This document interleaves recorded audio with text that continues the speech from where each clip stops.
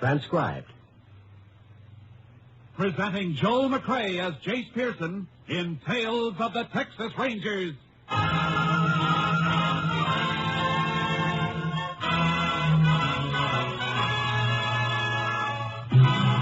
Tales of the Texas Rangers, authentic stories from their official files.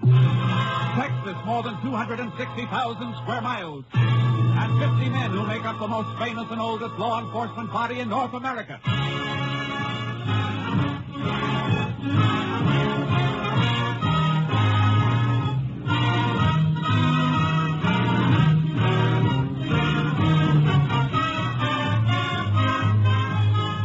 Now, from the files of the Texas Rangers come these stories based on facts.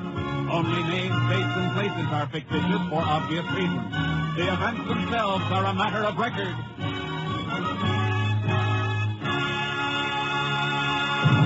Case for tonight, Living Death.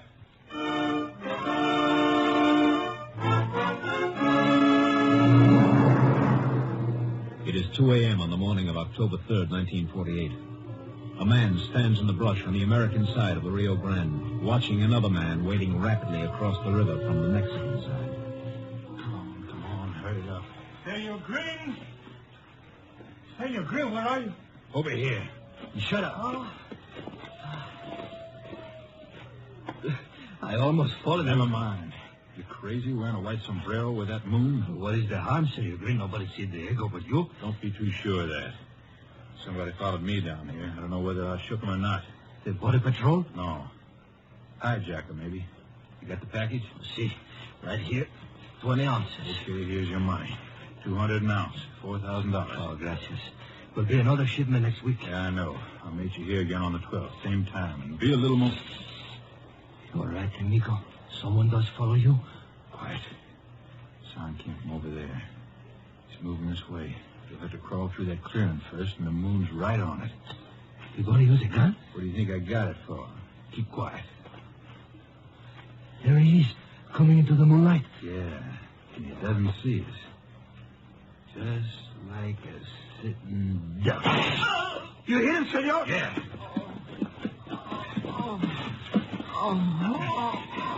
It looks like I didn't hit him good enough. Yeah, that's better. Grab his leg. Senor, Grab his leg and get him out of this clearing into the brush. The longer it takes to find him, the better. Senor Green, we shouldn't meet this place again. You will not be safe. All right, drop him here. No, we can't use this place again. It'll be too hot. I must get back across the river. Where do we meet next time? Next time, use our old crossing, near Lajitas. I'll get lost. Fast!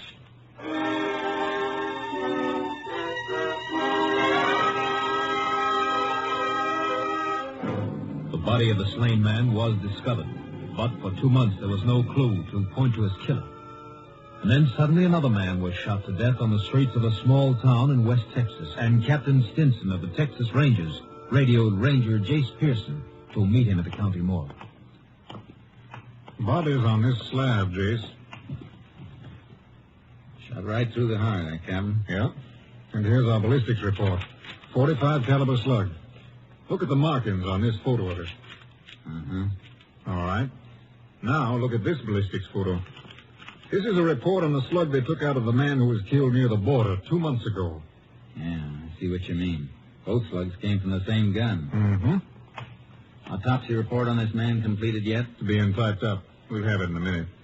Clyde Mooney's waiting for it. Mooney? Oh, is he here? Yeah, I sent for both of you. Mooney worked on the border killing. Since it's tied up with his second killing, I thought you'd better tackle it together. Suits me fine. You got some special reason for wanting to see the autopsy report, Jace? Yeah. Look at the body. Marks on the left forearm. Look like the kind we usually find on drug addicts. Well, we'll know in a second. Now, here's Clyde now. Howdy, Captain. Hi, Jace. Howdy, Clyde. Good to see you, boy. Heard you talking as I come in, Jace. You hit it all right. Here's the autopsy report. Man was a drug addict. He's probably just as well off dead, then. Bullet ties this one right up with your border case, Clyde. Guess we're both after the same killer. Yeah. I've been hunting wetbacks for 2 months trying to find the man who was toting the gun those slugs came from. Anything else you boys want to see here? Okay. Okay. Well, let's get out of here, then. Any identification on this man we just saw, Captain? Not a thing. He was dressed like a hobo. Doesn't fit any of the descriptions on missing persons reports either. Might help a lot if we knew who he was. But I can't see this killing as a job done by a wetback. Why not, Jace? It was somebody sneaking across the border. Tracks weren't clear by the time the body was found down there, but there were tracks. Both your cars in back near mine? Yeah. All right, Jace, go ahead with your theory. Well, a wetback sneaking into the country to earn a few dollars working is usually too poor to own a gun, unless he's carrying something across with him. You thinking of those hypo marks, Jace? It adds up to me. Narcotic smuggling. Might be. Man who was killed in my territory could have been shot because he spotted somebody crossing with the stuff. Well, that's possible. But how about the dead man we just left? He wasn't shot near the border. It looked like he was down and out. Had the habit, but not the price. Might have tried to get some narcotics by threatening to expose the peddler. I'll buy that, Jace. How about you, Clyde? Best bet I've had so far. All right, Jace. Where are you planning on starting? Back along the border. What, my area? No, killing was made that spot too hot for him. They'll go back to some old crossing that's cooled off. I know a few, and you probably know a few. Well, yeah. Place west of Laredo. Then there's Devil's River. That's been quiet lately. Yeah, and the Castellon area and the Big Bend, up through Lajitas and Redford. It's a big border. Yeah, so the sooner we get started, the more of it we can cover. If you're dragging a double trailer, Jay, suppose I load my horse in with charcoal. We'll use one car. Good. Let's go.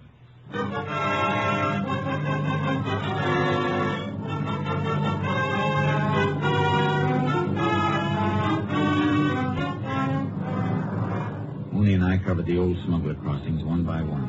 The weeks passed, and we hadn't found anything by the time we reached the Big Bend. We were riding the river near Lajitas. Getting kind of late, Jace. We ought to make camp, turn in. Yeah, might as well quit this spot tomorrow. Move on toward Redford. There's a good campsite ahead, clearing near that clump of honey mesquites. You've got eyes like a cat. We can make radio contact when we get back to the car tomorrow. Captain may have something for us. Yeah. What was it he said he'd check on? Narcotic possession cases. Trying to pin down areas where the drug traffic seems to be the heaviest. Man who's smuggling narcotics must be picking up for a central distributor. Well, it could be just a small operator. No, small operator's business wouldn't warrant the risk of crossing the border. Whoever makes the pickup is working for a boss. Well, why couldn't he be the distributor making his own pickup? No, big boy'd play it safe.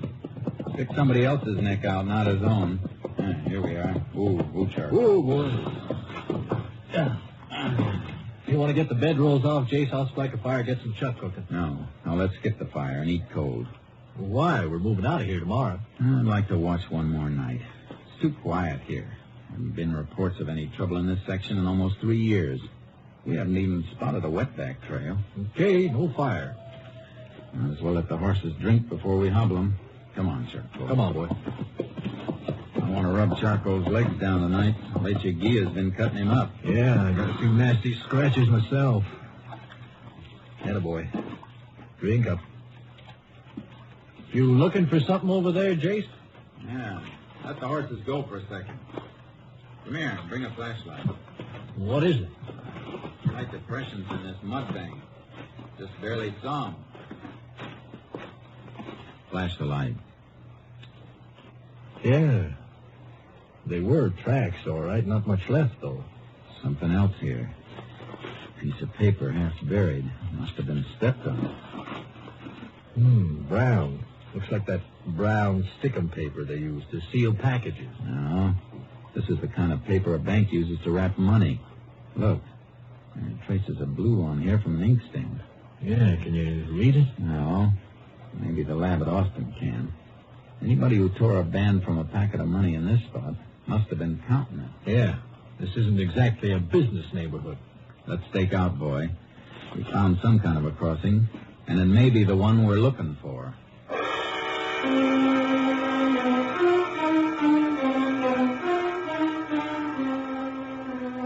We didn't dare move out of the area. We took turns sleeping and keeping the horses out of sight as much as possible. At night, we crept out along the river, moving slowly under cover. 5 nights now, Jace. Maybe they won't cross again in the same spots. I know. A mile above or below us, and we'd never even see them. We found tracks in a couple of places along here. They might... What? Oh. One of our horses. Thought we had something for a minute. Clyde, that isn't one of ours. It's coming from the wrong direction. Put your ear to the ground. I don't have to. I can hear him coming now. It can't be our horses. They're hobbled, and the one we hear is moving free. Come on. Don't show yourself on the riverside. That's where his contacts will come from. Coming now. There's something moving in the water out there. A few hundred yards down. Our horses would have to be up the other way. We'll have to try it on foot. We haven't time to go back and get mounted. If they make a fast pass, we'll never get there in time anyhow. We'll have to risk a little noise. That moving horse will cover our approach until he stops. Step it up, Fitz. The contact is across to this side by now. I can't see him out there anymore. Wait. The horse is stopping, too. Diego? Go ahead, senor. Come on, give me the stuff. Here's the money. They're not wasting any time, Jace. No. Let's go. Here I are! Both of them! Keep going, Diego. Run! Get up, boy! I'll get the one on the river, Jake. Stop that horse! Come out of that water!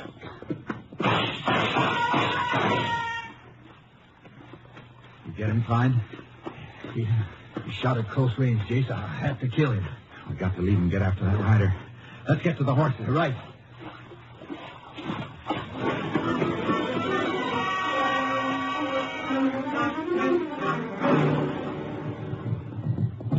Only we've been 50 yards closer to him back there, Jace. He went over the ridge up ahead. We can pick up his trail up there. I could swear I hit him when I fired. I hope you did. Narcotic traffic's the filthiest thing on earth. Oh, here's the ridge, Chase. Whoa, boy. Whoa, Charco. Boy. Yeah. Look where we have to track. Mesquite and Greasewood. Ground as hard as rock. Won't be much of a trail here, Jace. It'll take us hours to cut back and forth looking for soft spots. Yeah, no time for that. Get off. Yeah. It's going to be too bad if I didn't hit him. A blood trail's our only chance. Yeah. They'll find another contact for narcotics across the border. Sure they will. Unless we get to the man we're after. He's the only one who can lead us to the ring on this side of the border. And we've got to get to him before he gets rid of that package.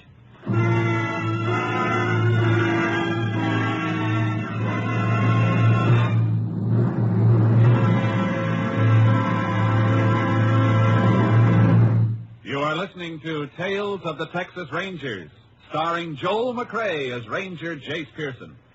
Today marks our first Sunday broadcast, and we sincerely hope that all our old friends who listened to us on Saturday night will be with us at this new Sunday time. Also, we extend a cordial welcome to our new listeners and hope that you'll be with us every Sunday at this time. Now we continue with tonight's case, Living Death, an authentic story from the files of the Texas Rangers.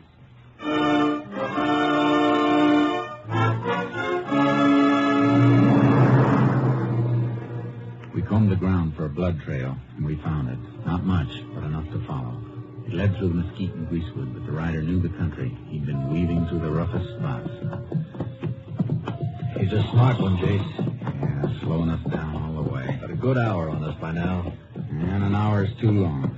He's probably just using that horse to get to a car someplace. We can't waste any more time trail cutting, man. No. He must have headed for cover someplace to take care of that wound. General direction seems to be northeast. We'll have to gamble on it. Okay. That's right. Get up, Charlie.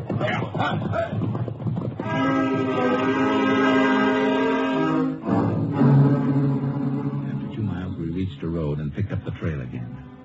We had horse tracks to follow now, and they led to a dilapidated barn near a rundown ranch house. He was here, all right, Clyde. Blood in the hay and his torn cloth, ripped a piece off his shirt to make a bandage. He knew this spot and headed right for it. He must have been here before. Yeah. But we're still way behind him. Main road's only a mile or so from here. He's gotten to his car by now. The ranch house is dark. Let's wake him up. He might have seen something or heard something. Leave the horses here. Okay. This place sure has gone to seed, Jason. Yeah, it's a big house, falling apart. Fences sagging, no stock.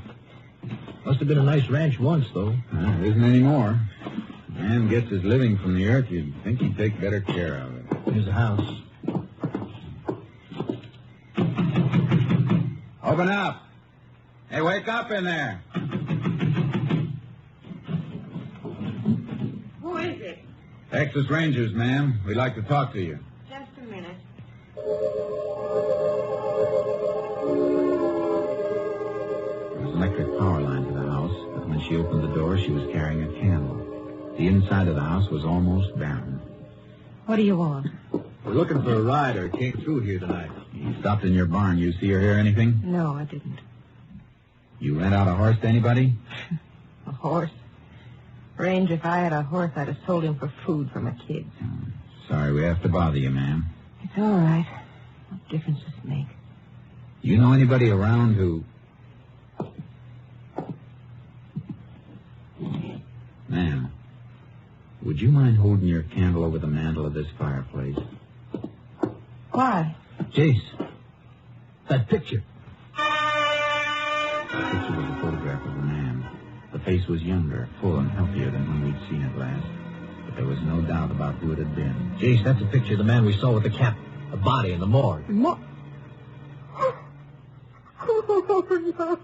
Take it easy, ma'am. Take it easy. Ma'am, I'm sorry. When? When did you see him? Oh, he can't be dead. He can't be. I'm afraid he is, ma'am. And you'll help us a lot if you'll tell us who he was. Jack Prentice. My husband. Oh, my poor kid. Oh, why didn't you report him missing? Because he left me 2 years ago.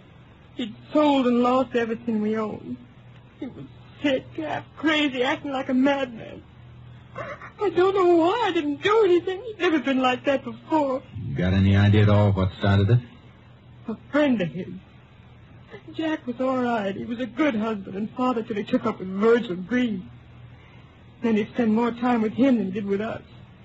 He must have been gambling or something. We had a good place here. Then it was all gone. This isn't going to be easy to take, ma'am. Your husband wasn't a gambler. He was a drug addict. Oh, why didn't you tell me? I begged him to go to a doctor, but he wouldn't. When did you see him last? I told you 2 years ago. When Virgil Green left him, Jack left right after him. You seen this Virgil Green since then? No. You know where Green went after he left here? No, but it must have been Chino. I got a couple of letters from Jack came from there. And then he stopped writing. I didn't know where to kiss. Ma'am, I hate to leave you like this, but we'll see if we can get you some help later on. Nothing can help anymore. Not for me. But I'd beg for my kid. You won't have to. You'll hear from us. Come on, Clyde. We gotta get the boy who gunned her husband, Jace. We gotta get more than one. We gotta get them all. The whole ring. There'll be 100 more like her husband, dying slower and worse than he did. You think this Virgil Green's the link? It must be. Fits the cards we've been playing. Jack Prentice couldn't raise money to buy from Green, threatened to expose him, and Green killed him. Then he killed the man near the border, too.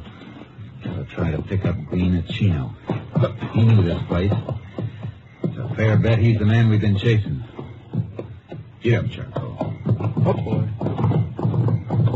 Taking him is going to be a pleasure. We can't take him. Not until we find out if he still has that package. We better knock on these ponies until we get to our car. Get up. We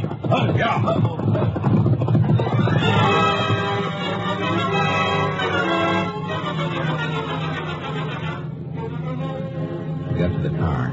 But before we headed for Chino, I put in a phone call to Captain Stinson. All right, Jace. I'll have a ranger plane pick up that bank wrapper and send it to the lab. It may be a bank in Chino. Well, that fits with a few other things. My checkup shows a heavy drug traffic in and around the Chino area. And the town where Prentice was killed is only 60 miles from Chino. Good. That narrows it down. See if you can dig up a Chino address on Virgil Green while we're driving up there. He's only 2 hours ahead of us. If we can burn up a road, we may reach there almost as soon as he does. I'll let you know by radio, Jace. I'll head for Chino myself. Thanks, Captain. We'll see you there. We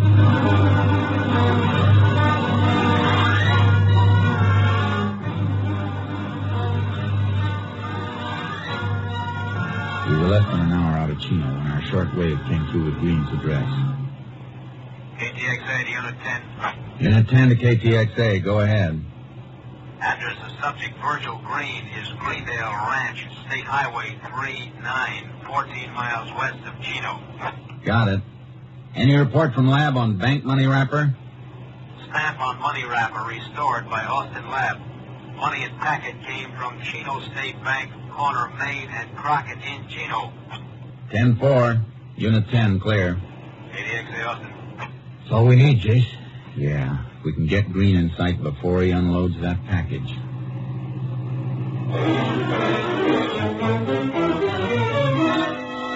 It was dark when we reached the Greendale Ranch outside of Chino.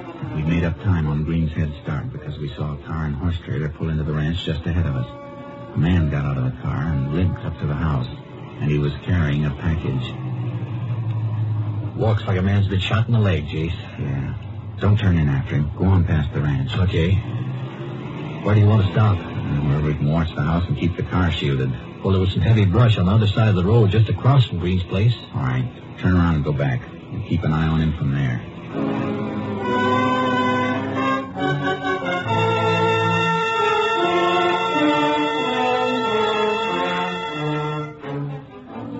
We kept a watch on Green's house all night, but nobody showed to pick up the package. The next morning, Green came out and got into his car. We followed him into Chino. He's pulling into a parking space up near the next corner, Jace. Yeah, slow down. He's getting out. Got the package, all right, sticking out of his pocket. Park here, quick. He's going into that building on the corner. Come on, before we lose him. Hey, the street sign, Main and Crockett. And he went in there, Jace. Chino State Bank. That's where the money wrapper came from. Don't go in. Just walk around the corner. We can look through the bank windows.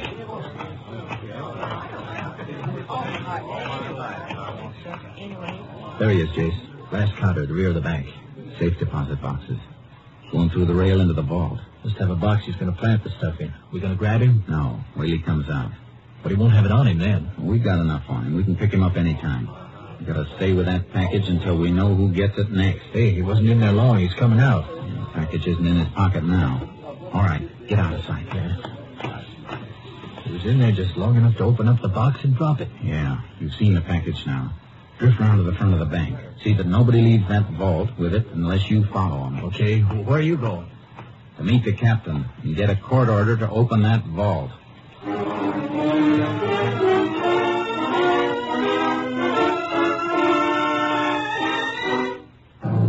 We got the order. Then we waited until the bank closed and the employees were out. We got the president of the bank at his home and took him back to open the vault. Narcotics, most distressing, gentlemen. Oh, come in, please. All right. Which box is Green's? 421, right here. Want to open it for us? Of course. Say, It's empty. Now, couldn't you have made a mistake, Ranger? No. Clyde, are you sure that package wasn't taken out? Positive, Jace. I watched every single person who went in or out till the bank closed. Our order covers the rest of these boxes, doesn't it, Captain? Yes. All right. Let's open them all.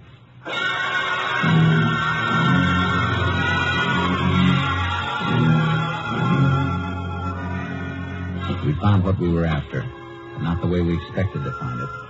The stuff was there, all right, but it had been split up into smaller quantities. The owners of these boxes must be names that you have on your list of dope peddlers, then, Captain. I'll check that on the bank records. Yeah, but how'd this stuff get split up? Green wasn't in here long enough to do it. No, he couldn't have done it. His key would only give him access to his own box. It'd have to be done by somebody with a set of duplicate keys. Somebody working here. Well, that's impossible. Only the head cashier and I have duplicate keys. Were you in the vault after the bank closed? No, sir, I haven't been in here all day. That's truth, Jace. I could see him through the window. And then the head cashier's our boy. He's the distributor. And a pretty clever distribution scheme, too.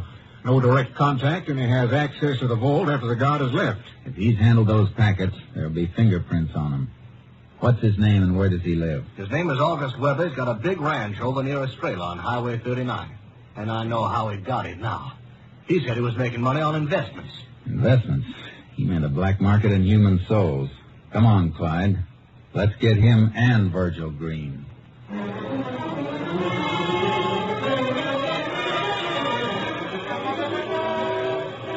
We found the house, an elaborate building on a fine ranch. There was another car in the driveway when we pulled up. Hey, Jace. That car in front of the place. Yeah, we're in luck. It's the car Virgil Green was driving. Light around the side of the house by that French door. Maybe they didn't hear us drive in. Good. Let's slip up on that side of the porch and find out. Might be able to take him easy. Don't count on it. Cold-blooded killer like Green. He'd keep on killing as long as he has a gun.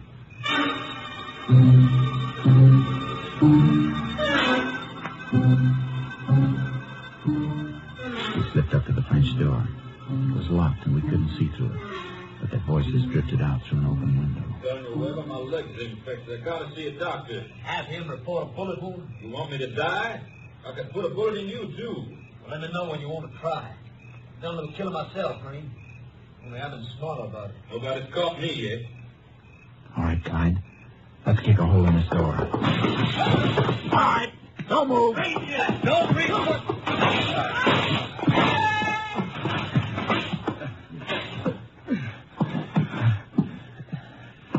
Clyde, you hurt that?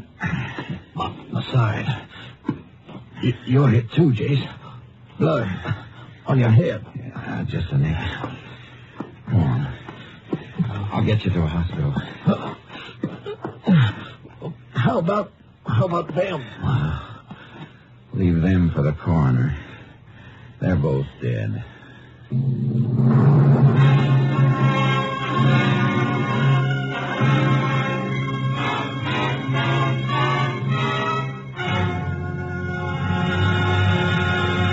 The gun found beside the body of Virgil Green proved to be the murder weapon the Rangers had been seeking. Narcotics peddlers having safe deposit boxes at the Chino State Bank were rounded up, and they admitted they had been supplied by August Weber. They were tried and sentenced. The traffic in living death was halted.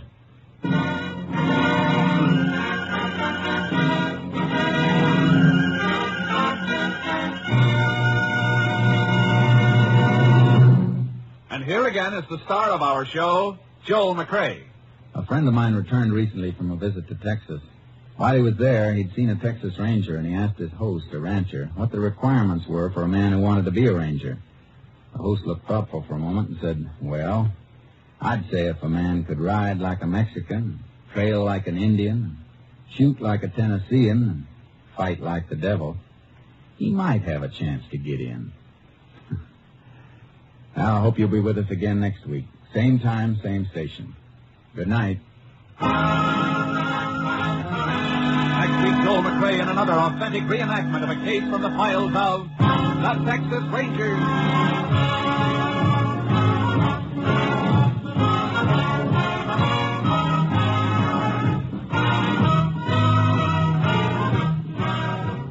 Joel McCrea is currently seen starring in the MGM production Stars in My Crown. Tonight's cast included Tony Barrett, Barney Phillips, Larry Dobkin, Byron Kane, Ken Harvey, and Lillian Byers. This story was transcribed and adapted by Joel Murcott, and the program was produced and directed by Stacy Keach. This is Hal Gibney speaking.